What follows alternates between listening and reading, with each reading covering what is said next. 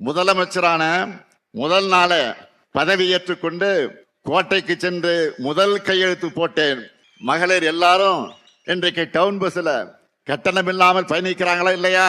சொல்லுங்க, பயணிக்கிறாங்களா இல்லையா? மகளிருக்கு மாதந்தோறும் உரிமை தொகையா 1000 ரூபாய் வழங்குவோம்னு சொன்னோம். 1,31,00,000 மகளிருக்கு மாதந்தோறும் உரிமை தொகை வழங்குகிறோம். உண்டா இல்லையா? வாக்குறுதியில சொல்லாத திட்டம். 19 லட்சம் பிள்ளைகள் சூடான சுவையான காலை உணவை சாப்பிட்டு விட்டு வந்து படிக்கிறாங்க. நான் முதலும் திட்டமும் தேர்தல் அறிக்கையில சொல்லப்படவில்லை. பொங்கல் திருவிழாவை முன்னிட்டு நீங்கள் எல்லாம் சிறப்பாக கொண்டாட 3000 ரூபாய் வழங்கணும். 3000 ரூபாய் பொங்கல் பரிசு எல்லாருக்கும் வந்துச்சா? 3 மாதங்களுக்கான தொகையும் கோடைகால சிறப்பு நிதி சேர்த்து 2000 சேர்த்து 5000 ரூபாய் அட்வான்ஸா கொடுத்தோம். 5000 ரூபாய் உங்களுக்கு வந்துச்சா இல்லையா?